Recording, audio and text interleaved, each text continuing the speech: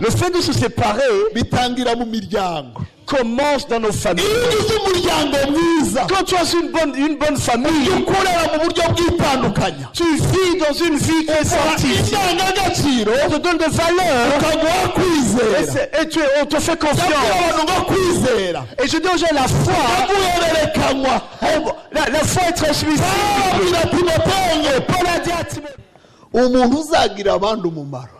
une personne de valeur, tu le regardes dans l'obéissance. Même les pasteurs, les mentors, même les gens qui éduquent les rois et les princes, même ceux qui éduquent leurs enfants.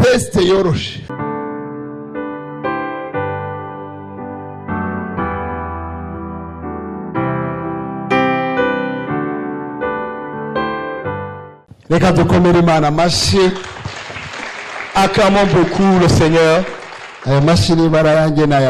Si ces acclamations pour moi, mais c'est pour notre Seigneur, pour le Seigneur. Acclamons encore une fois. Acclamons encore une fois. Avec des cris de joie. Merci beaucoup. Alors on va utiliser peu de temps. On va lire dans Esther chapitre 4. Le thème, le verset principal. Esther chapitre 4 verset 13.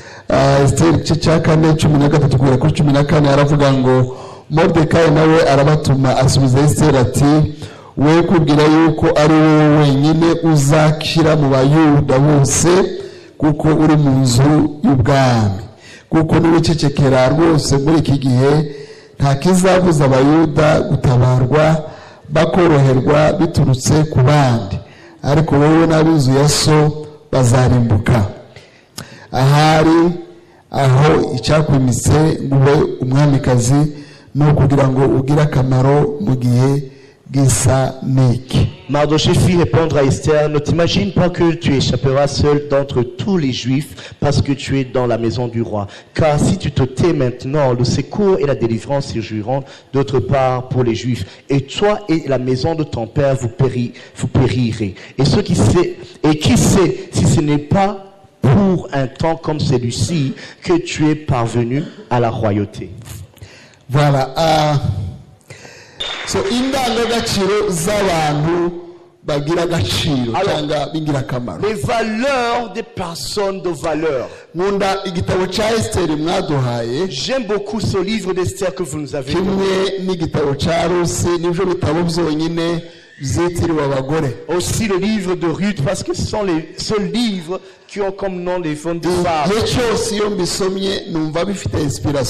À chaque fois que je lis ces livres, je sens une inspiration. Parce qu'il y a trois choses que j'y tire. La première chose, ça me rappelle que Dieu peut utiliser toute personne, qu'il soit petit ou grand, celui qui a étudié ou celui qui n'est pas étudié, celui qui vit dans les villages, celui qui est faible, celui qui est fort, un homme ou une femme. La deuxième chose, dans ces livres, nous parle de l'épouse. Parce que les deux femmes, dans le langage biblique, ce sont les livres qui parlent de Christ. Quand tu lis bien dans ces livres, tu trouves plusieurs secrets que l'Église doit connaître. La troisième chose qu'on voit, ce sont les livres des leaders. À chaque fois que je lis ces livres, je vois en eux comment et quand tu vas enseigner bien, ne parle pas seulement aux gens de la mais parle aux leaders. Et quand on parle des leaders, tu ne laisses personne. Toi aussi tu es un leader. Toi aussi Dieu peut t'utiliser. Il te faut seulement connaître ton identité. C'est ça la première chose qu'elle nous a enseignée. ne pas te connaître, c'est le premier désastre qu'une personne peut avoir dans la vie. On dit ceci souvent. Une personne a 3 jours importants dans la vie. Le jour où il est né, le jour où il s'est marié, le jour où il va mourir.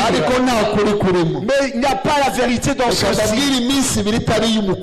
Moi je veux te dire les deux jours qui ne sont pas importants dans la vie d'une personne. Le jour où une personne se marie, c'est pas un jour qui est très important. Si c'est un jour important, les gens comme Paul n'ont jamais eu ces jours-là. Qu'est-ce que je veux dire par là? Il y a des personnes qui meurent sans toutefois se marier. Alors ça serait injuste pour ces personnes. Alors qu'ils n'ont rien fait pour ne pas se marier. Le jour où une personne meurt, c'est pas son jour. C'est le jour des gens qui restent. Ils ne connaissent pas son jour. Ils ne vivent pas même son jour. Ils ne peuvent pas célébrer son jour. Mais il y a 2 jours qui sont très importants. Le premier jour, c'est le jour où une personne est née. Le deuxième jour, c'est le jour où il connaît la raison pour laquelle il est né. Quand tu comprends pourquoi tu es né, tu connais ton identité. Tu te connais par rapport à Dieu. Je me rappelle des paroles que tu as fait. Je t'ai connu avant que tu sois créé. Avant de créer dans le monde de ta mère. Et quand je t'ai créé, je t'ai créé comme prophète des nations. En d'autres termes, je disais à Jérémie ceci: connais qui tu es et marche selon cela. Et quand Dieu lui a dit cela, il a trouvé dans un quartier. Quand les gens le voyaient, c'est son jeune homme. Quand les gens le voyaient dans le quartier, ils disaient: c'est le jeune que nous connaissons. Dieu lui disait: n'écoute pas ce que les gens disent, n'écoute pas ce que le nom qu'on te donne, écoute le nom que je te donne. C'est un prophète des nations. En toi, il y a de l'importance. Il y a une raison pour laquelle je t'ai appelé. Les choses que tu vas faire, commence à marcher selon cela, commence à vivre selon cela, commence à marcher, n'accepte pas que les gens te sous-estiment.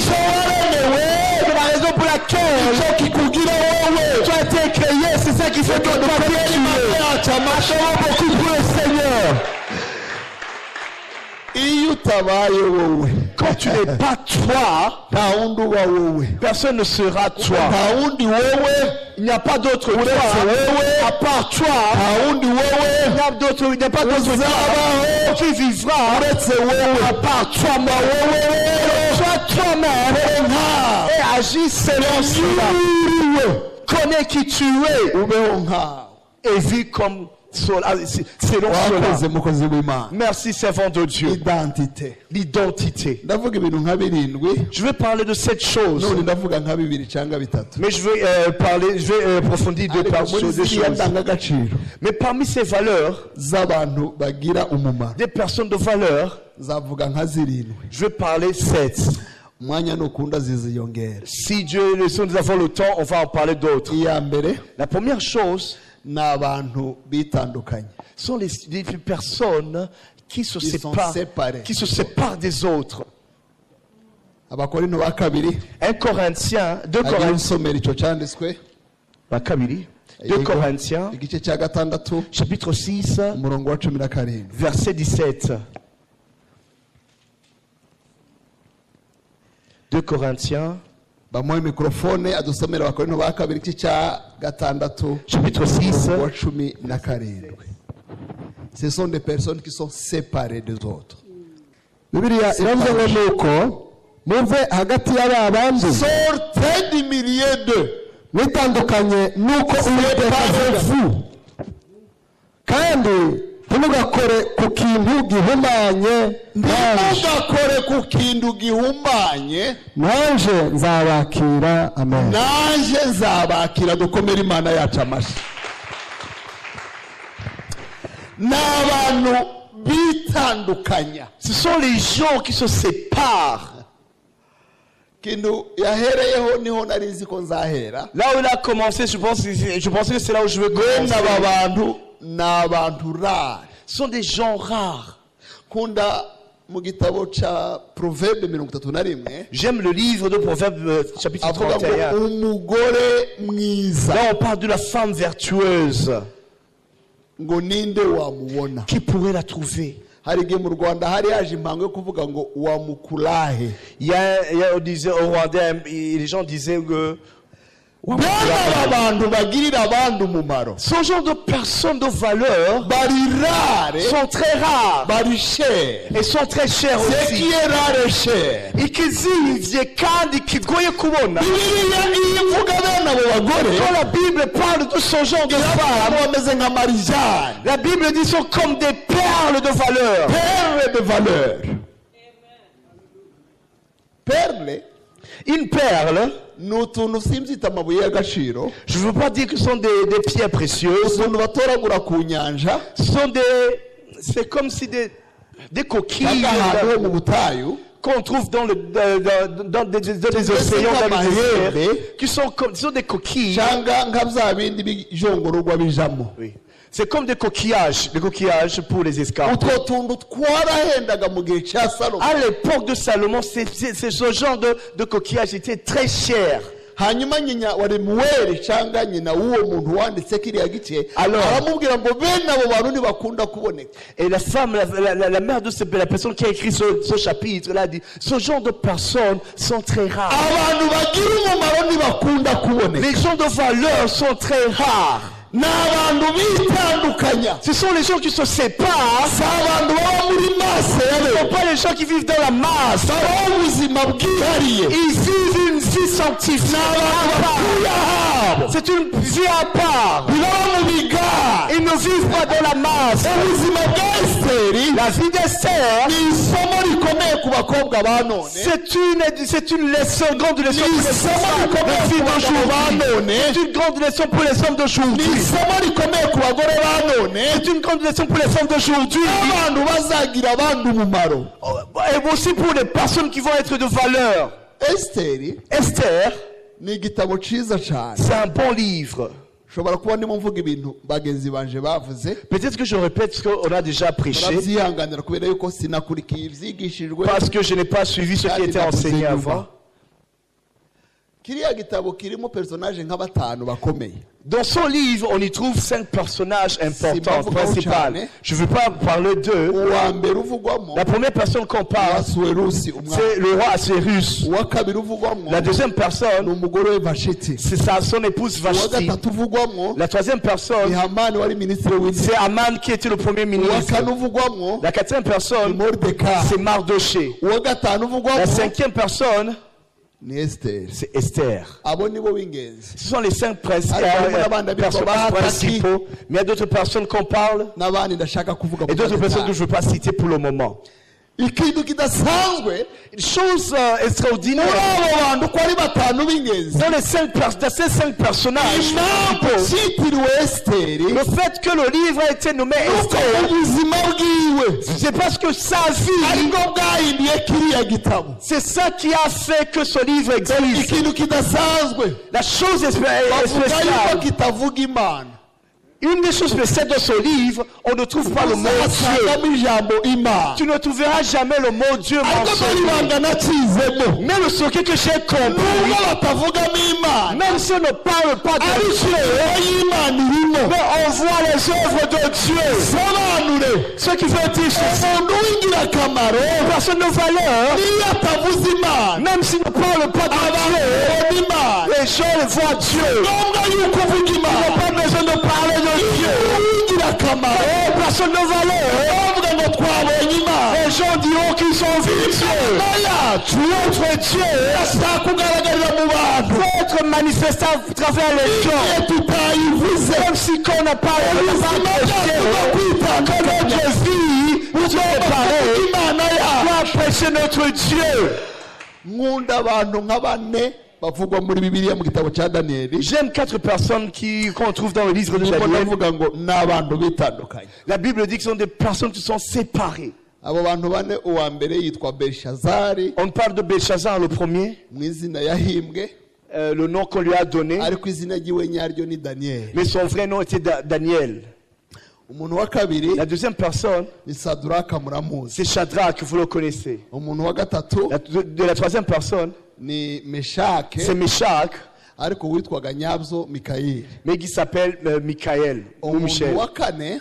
La quatrième personne, mu izina ryiwe nyaryo ryakavukire. son vrai nom, ni Azariasi. c'est Azarias, waje kwitwa Abdinego. qui est devenu Abnego. Reka mbavuge mvuga kwitandukanya. Alors je veux parler de la sanctification, le fait de se séparer.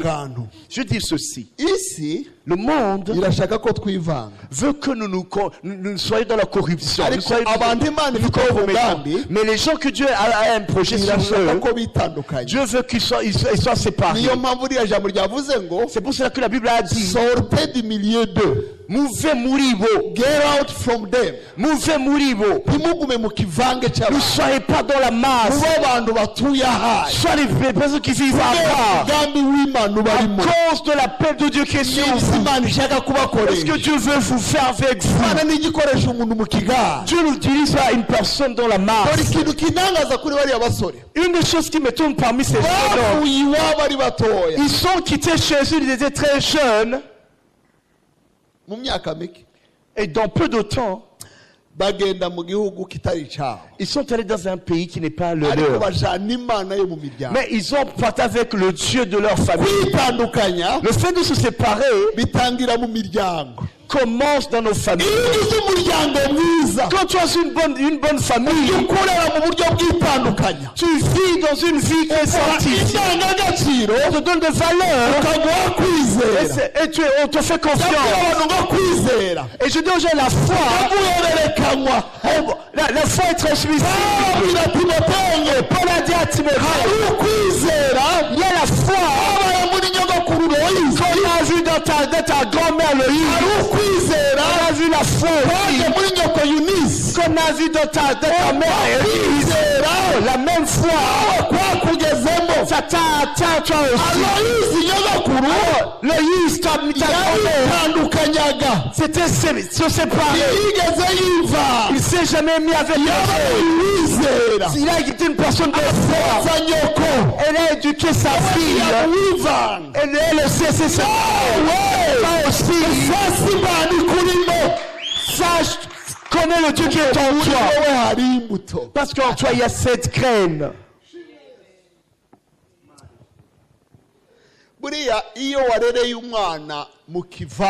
Quand tu as éduqué ton enfant dans n'importe quoi, il est très facile qu'il soit comme les autres.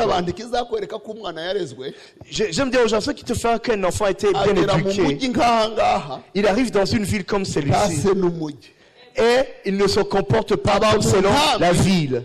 Il vit dans un champ, dans un camp de réfugiés, mais il se comporte comme les gens du camp de réfugiés.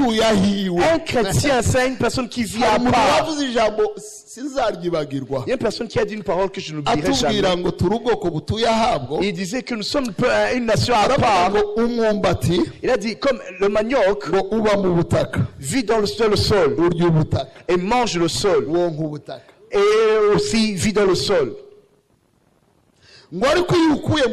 Mais quand tu enlèves le manioc dans le sol, ne ressemble pas au sol. Le manioc est blanc, mais il vit dans un sol qui est un chrétien peut vivre dans le monde, il va ressembler au monde. La puissance qui garde le manioc ne pas se mélanger avec le sol. La même puissance peut nous protéger. Afin de vivre dans le monde, ça doit être le monde. C'est pour cela que Jésus a attaché ici. Vous êtes dans le monde, mais vous n'êtes pas du monde. Parce que vous êtes une nation, un peuple à part.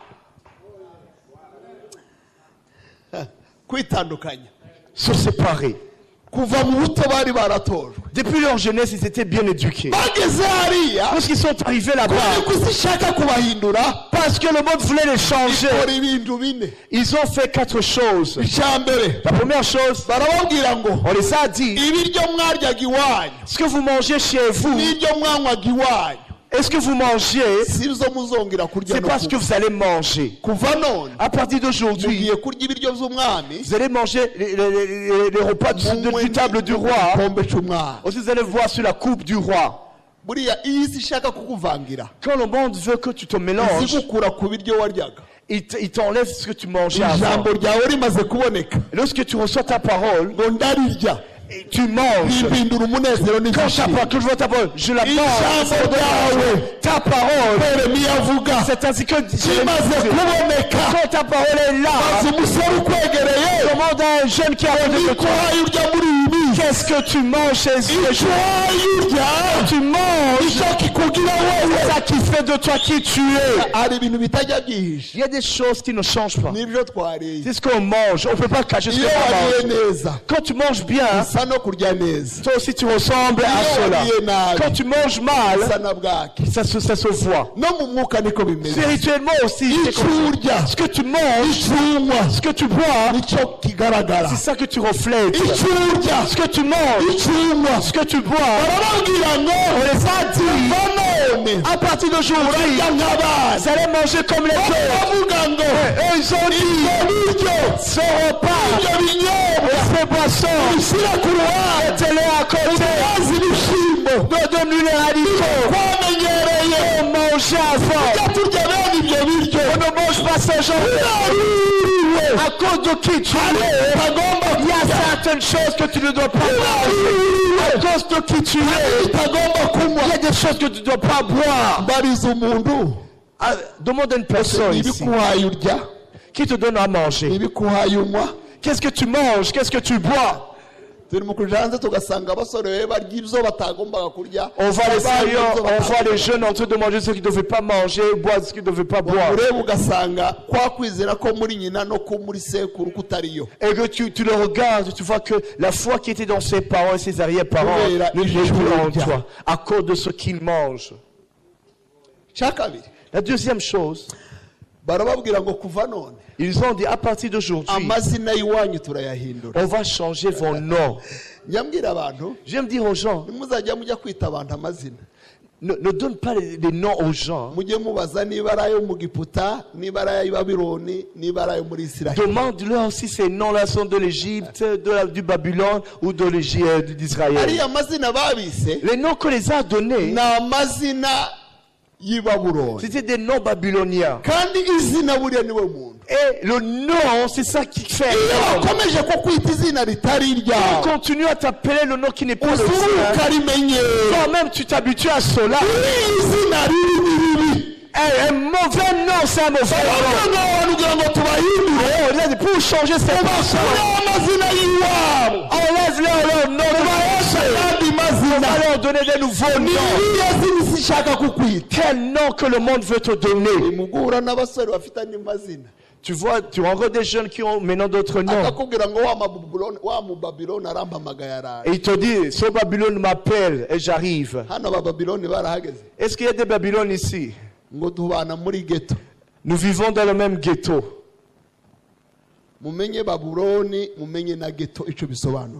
Sachez ce que ça veut dire, un Babylone, et c'est aussi le mot ghetto, ce que ça veut dire. De regarde comment les gens qu'on appelle les Babylones, comme ils vivent. Et regarde comment même il s'habille. Et demande-toi où se trouve ce genre d'habillement. Nous avons trouvé ça. Ce sont les habits de Babylone. Maintenant nous avons la jeunesse. Tu vois qu'il a fait descendre son pantalon au-dessus de ses fesses. Et il se dit que c'est ça qui est à la mode. Je me dis que ce n'est pas à la mode cela. Quand nous étions au village, ce genre d'esprit de démoniaque était venu. C'est plus démoniaque. Et voilà d'où ça vient. Ce sont des Africains qui sont partis là-bas dans les esclaves. Ils sont partis en Amérique latine. On les a amenés dans des plantations de canne à sucre, d'autres choses. Et ils avaient faim. Ils travaillaient 24 sur 24. Les habits qu'ils portaient n'avaient plus où se tenir. Ils étaient maigres et leurs habits tombaient. Et ils partaient avec un pantalon qui tombe. Et toi tu as fait ça de la mode. Tu arrives à la maison et pour montrer que tu es quelqu'un, tu fais descendre ton pantalon. Ce que tu prophétises sur toi, voici autre chose. Ils avaient un même habit. Et ils se s'habillent vieillissaient jusqu'à ce que ça se rose. Partout ça se déchirait. Tellement que des fois même ça maintenant tu vas à un magasin, tu achètes un habit déchiré. Tu achètes un habit qui est délavé alors que toi-même, qu'est-ce que tu es en train de prendre? Babylone veut que vous vous mélangez avec eux. Mais la parole de Dieu dit quitte-le, pas comme eux.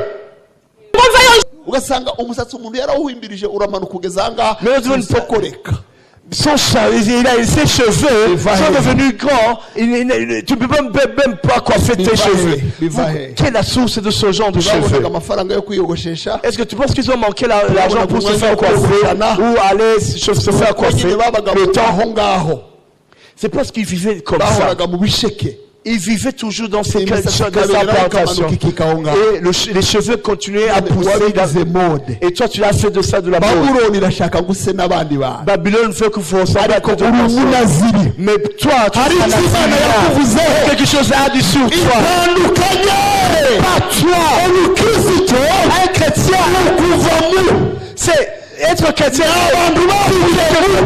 c'est quelqu'un qui, ce sont des personnes qui ont un chantre à dire, je suis un chrétien, et je sais tous les temps, jusqu'à la mort, que je sois dans la vie, que je sois au village, que je sois pauvre, que je sois riche, je ne suis pas comme les autres. Change-leur nom. Quel est le nom que le monde te donne? Quatrième chose. Worship. Troisième chose. Yes. Troisième chose.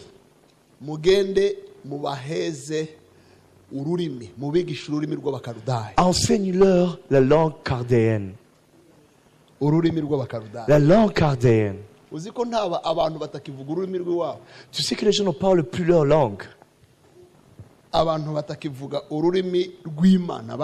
Les gens ne parlent plus le langage de Dieu qu'ils ont connu. Il y a aussi un nouveau langage démoniaque qui est entré.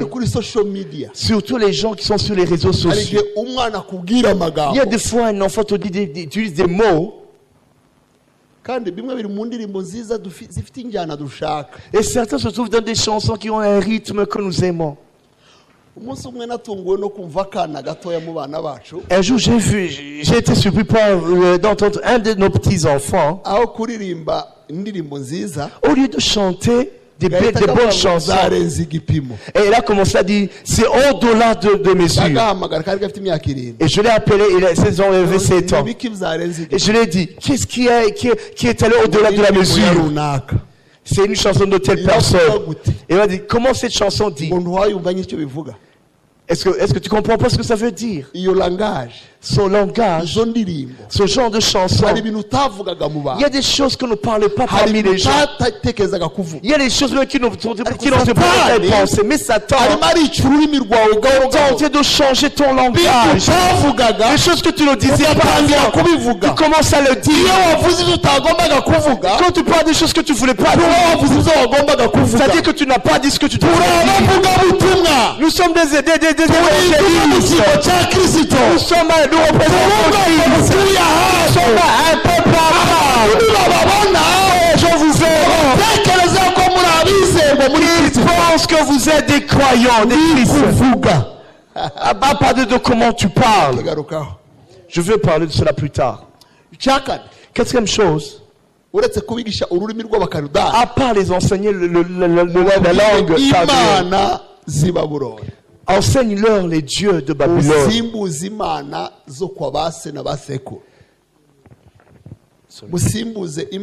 Remplace le dieu de leur père par le dieu de Babylone. Ils ont dit alors, à partir d'aujourd'hui, il y a une annonce qui dit que toute personne doit adorer les dieux de ce pays. Vous aussi, vous devez obéir à cette ordonnance. Eux aussi se sont regardés. Ils ont dit, ça c'est impossible. Nous sommes différents d'eux. Nous connaissons notre Dieu. Nous, on s'agenouille pas devant le nous avons le Dieu d'Israël. On est différents. On n'est pas comme eux.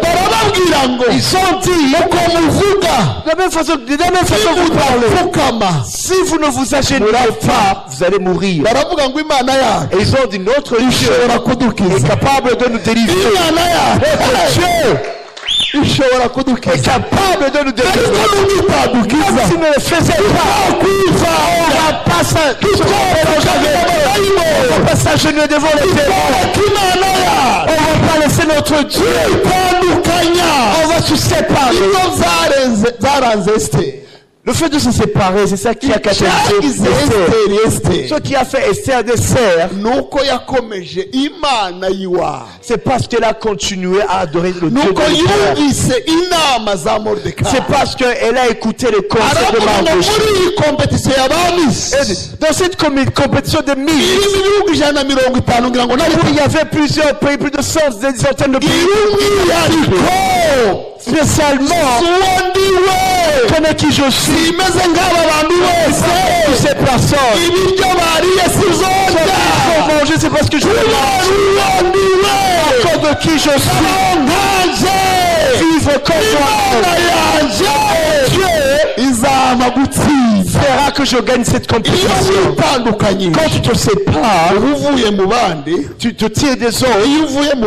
Quand tu te sépares des autres, tu t'approches de Dieu. Venez seul afin que vous soyez en communion avec moi. Plusieurs personnes vivent dans la masse. Tu ne vas pas arriver dans ta destinée quand tu vis toujours dans la masse. Pour être toi.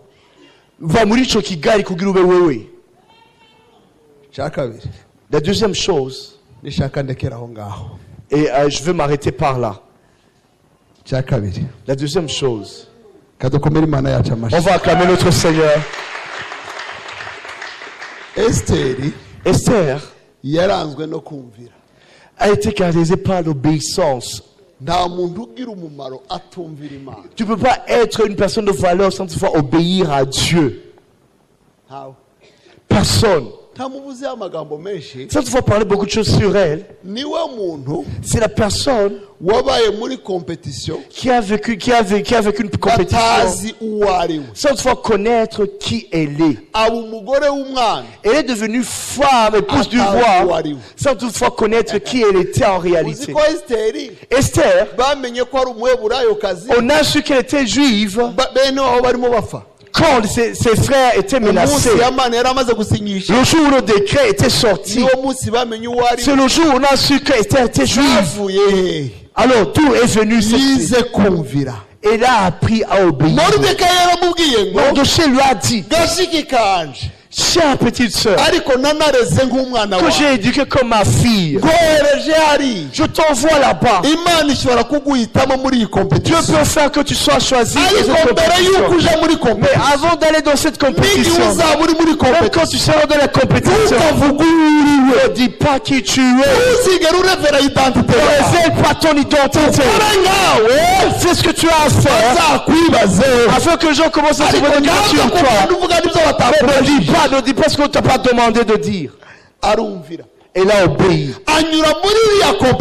Elle est arrivée dans la compétition. Oh, on n'a jamais su qui elle était. Quand nous obéissons, Dieu est avec nous. Quand nous obéissons, Dieu nous dirige. Quand nous obéissons, rappelez-vous, les gens qui devaient atteindre leurs objectifs en Israël, les gens qui n'ont pas atteint l'objectif d'Israël, ce sont les gens qui n'ont pas obéi à Dieu. Aujourd'hui, le monde encourage les gens indépendants. C'est comme ce qu'elle vous a dit hier, comme si je n'étais pas là. Nous shobora kuregwa igihe utemeye kumvira. Personne peut éduquer les autres sans toutefois être éducable lui-même. Pour pouvoir éduquer les autres, il faut être éducable. Tu dois accepter d'être éduqué afin que tu éduques les autres. Ne pense pas qu'une personne qui a fait beaucoup de études, ce qu'il a plus que les autres, c'est qu'il a accepté de s'humilier.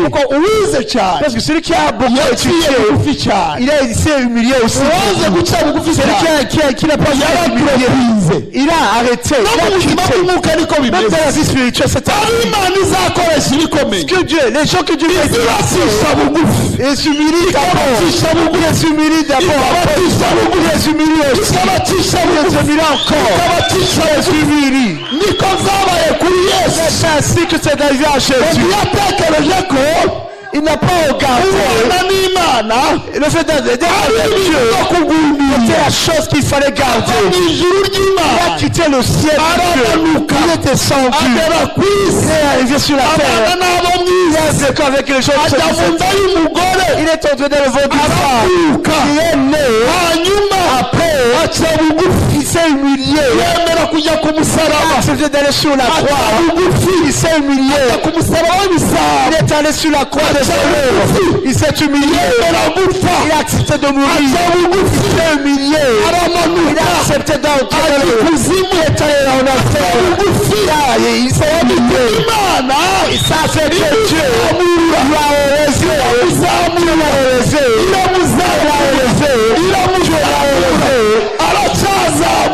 il est encore élevé. Il attend lui qui a commencé en haut. Il s'est élevé. Il a descendu. Jusqu'à aujourd'hui, il descend toujours. Quand on dit à quoi Satan, il descend. Mais Jésus, lui, la Bible lui dit les langues chez nous. Chez nous. Jésus est devant lui. Jésus s'élève encore. Ce qui a fortifié Jésus, c'est son humilité. La Bible dit dans le tour de Samuel, l'obéissance est au-dessus des sacrifices. Une personne de valeur, tu le regardes dans l'obéissance.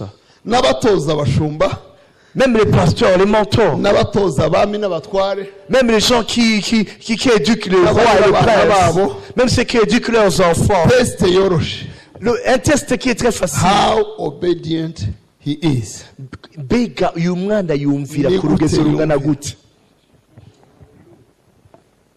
Il est obéissant à quel point? A quand même beaucoup pour le Seigneur. Cette valeur, la jeunesse en a besoin aujourd'hui. Tu n'arriveras pas loin si tu ne t'humilies pas. Est-ce que vous pensez souvent à Jean le Baptiste? Il fait parmi les gens que le Saint-Esprit a parlé de lui avant de naître. Ils ont dit ce qui lui concerne avant de naître. Et lorsqu'il est né, ses parents lui ont dit le programme déjà. Mais quand il commence à faire le ministère, il commence dans le désert. Il a vécu dans un avion, se coiffait pas. Il mangeait le miel. Mais le Saint-Esprit était sur lui. Le jour où il est entré dans la ville, il a dit, je suis la voix qui crie dans le désert. Et les gens sont venus. Les militaires se sont éloignés. Les personnes ont commencé à se faire repentir.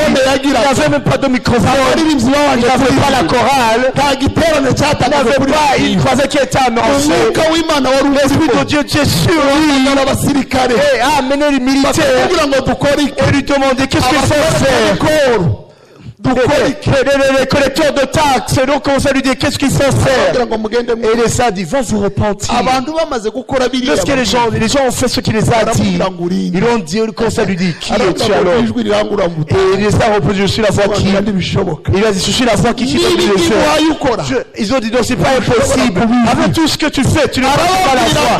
Il les a dit, moi je suis qu'un préparateur. Je suis un annonceur. Je suis quelqu'un qui annonce.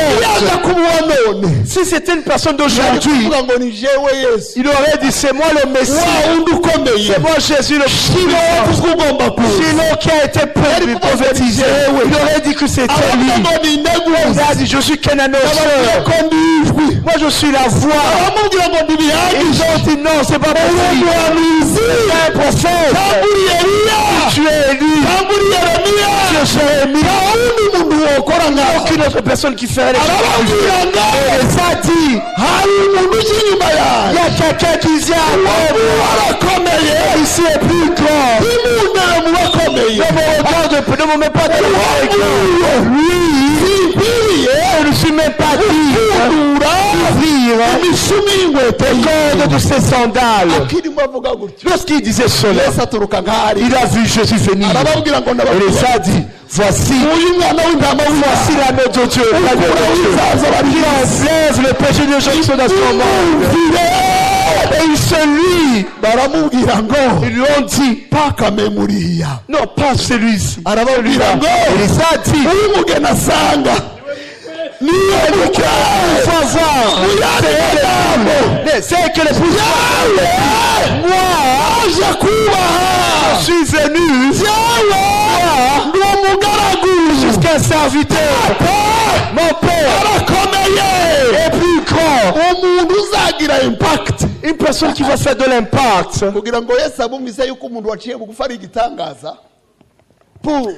Pour que Jésus leur montre combien de fois Jean-Baptiste était un grand homme. Et les a dit parmi les gens qui sont nés d'une femme, même si vous l'avez vu être humble, même si vous avez vu même s'il va être mouru de cette façon, parmi les gens qui sont nés d'une femme, ça n'est plus qu'un Jean-Baptiste. Alors, obéir. L'obéissance nous donne la force, nous fortifie. Je vais m'arrêter par là. Demain, je vais parler de la patience. Je vais te parler de comment savoir comment se taire. Je vais te parler de comment prier dans les difficultés. Et je vais aussi parler du moment de parler. Ça, c'est Esther. Vous allez lire cela. Ce sont les valeurs que je vais parler, les autres que je vais ajouter. Ça va faire de toi une personne de valeur. Ça va faire de toi une personne de valeur. Levez-vous, on va prier. Mungu la la la la yuko la la la la la la sita gopa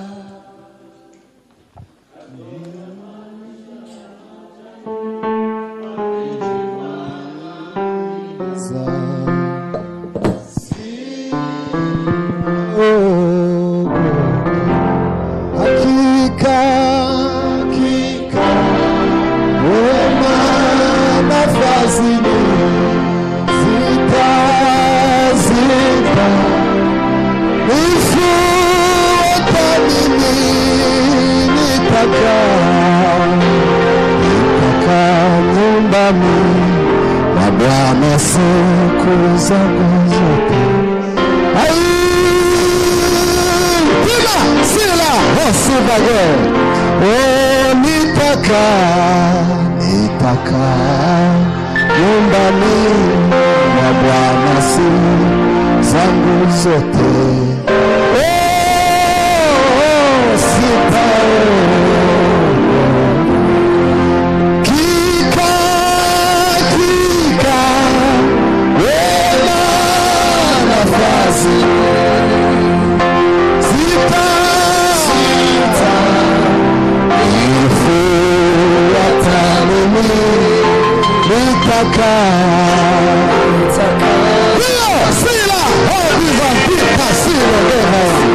Je mérite de notre citation.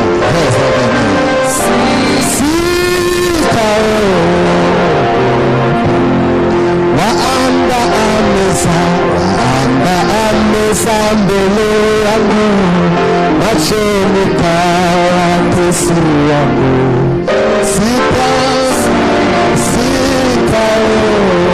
Sitaogopa kando ya maji ya utulivu, Bwana uniongoza.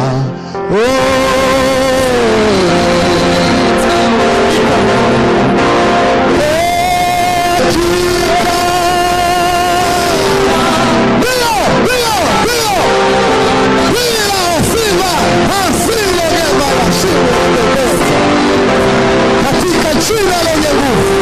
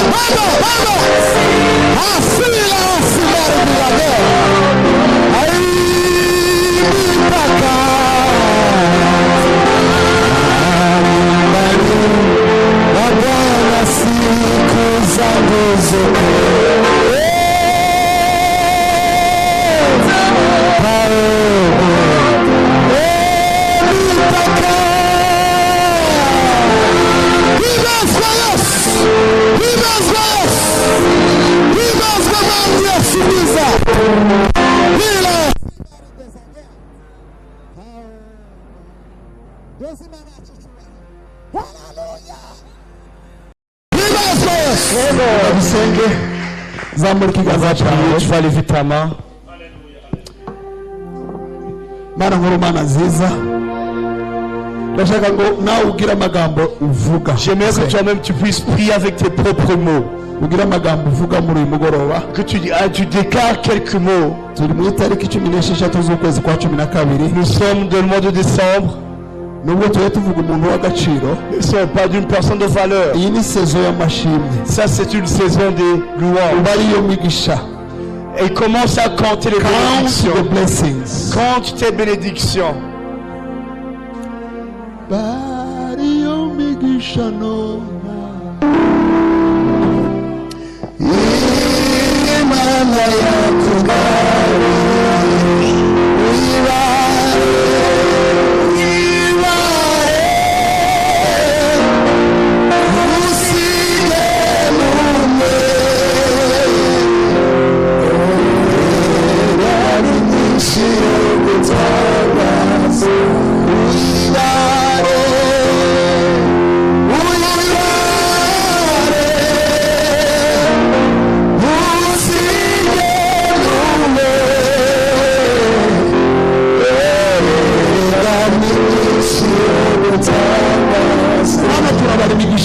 Asante turabarizo wakoze mu buzima bwacu kuva mu kwezi kwa mbere twabonye ineza yawe, mu kwezi kwa kabiri twabonye ineza yawe, mu kwezi kwa gatatu twabonye ineza yawe, mu kwezi kwa kane watuze imibiri yacu, mu kwezi kwa gatanu wadukijije indwara, mu kwezi kwa gatandatu waduhaye amahoro, mu kwezi kwa karindwi wakoze imirimo ikomeye, mu kwezi kwa munani twabonye ineza yawe, mu kwezi kwa cyenda wabanye natwe, mu kwezi kwa cumi wari Imana yacu nanone, ukwa cumi na kumwe wakomeje kutubera Imana, ukwa cumi na kabiri Imana kugeza none hari izo tureba, hari izo twibuka, hari izo hari ibyo wakoze Mana, hari ibyo wakoze Mana, hari ibyo imitima yacu iribuka. Tugukomeye amashyi menshi turusha.